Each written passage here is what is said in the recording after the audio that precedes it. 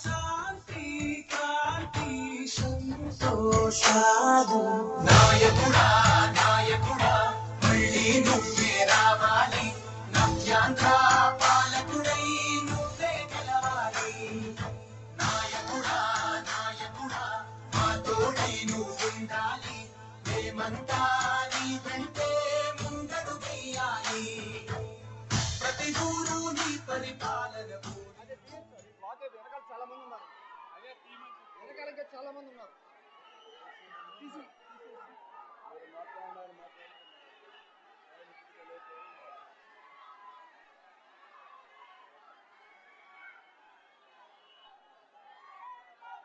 వింజమూరు పసుపు మయమైపోయింది. అందరికీ నా ధన్యవాదాలు.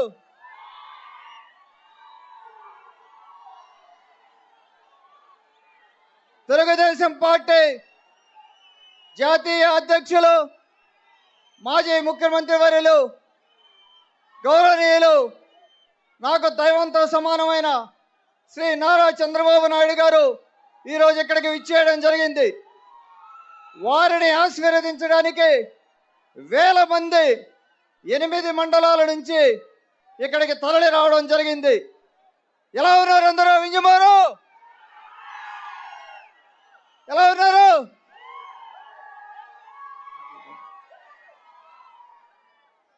ఇక్కడికి వచ్చిన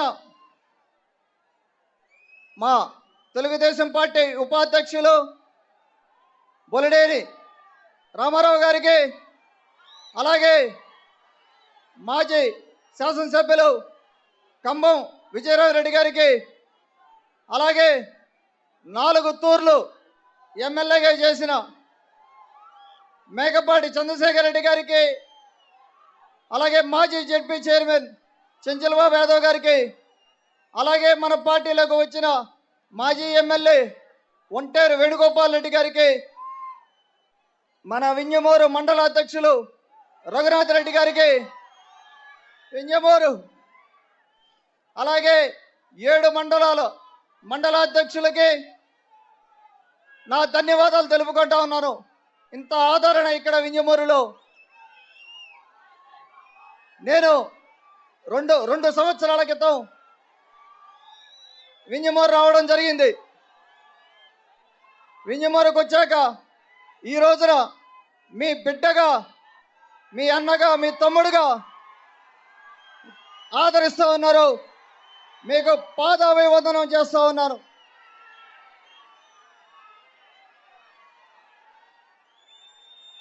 అలాగే నారా చంద్రబాబు నాయుడు గారు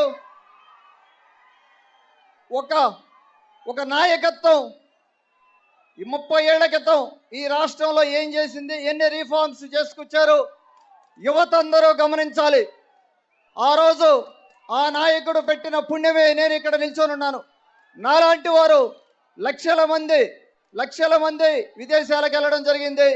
ఎంతో మంది జీవనోపాధి వాళ్ళు ఎంతో జన్మభూమి చేయడం జరిగింది.